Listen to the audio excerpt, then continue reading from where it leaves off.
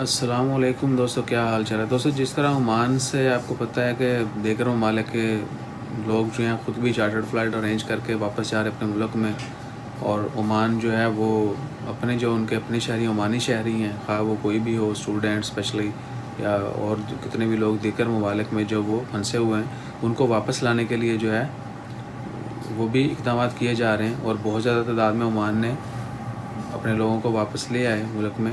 ابھی بھی آسٹریلیا میں بہت زیادہ لوگ جو ہیں وہ انتظار میں ہیں، جن کی جو اسکالرشپ پہ گئے تھے ان کی اسکالرشپ کمپلیٹ ہو گئی ہے، اور بہت سارے ایسے ہیں جو اپنی اسٹڈی جو آن لائن کنٹینیو کریں گے اور واپس آنے کے لیے کوشش کر رہے ہیں کہ واپس آ جائیں، اور باقی جو رہتی اسٹڈی ان کی باقی رہتی ہے وہ آن لائن کمپلیٹ کر لیں۔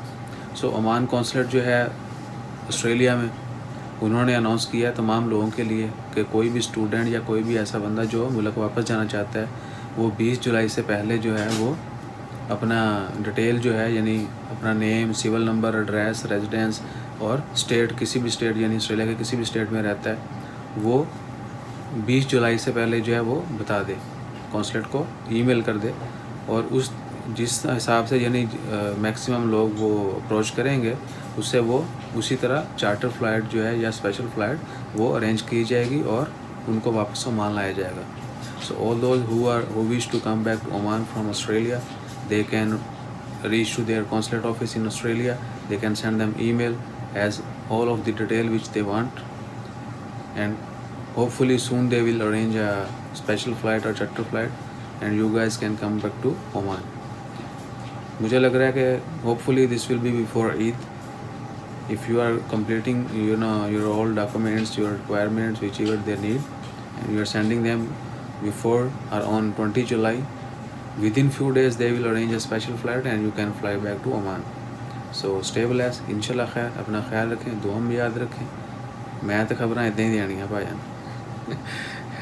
لوگ کہتے تھے بھائی یہ کیا رائتا، یہ بھائی ہم تو ایسا کریں گے، عمان کی ہر چیز شیئر کریں گے۔ عمان آور سیکنڈ ہوم، میں نے ان کو جوانی دی ہے، زندگی کے 12 سال عمان میں ہو چکے ہیں۔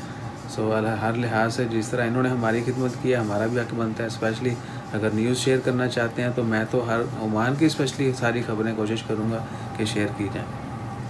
سو پلیز اس کے اوپر مجھے مت برا بھلا کہیے گا، برا بھلا ویسے بھی کسی کو نہیں کہنا چاہیے، خواہ وہ کوئی بھی ہو۔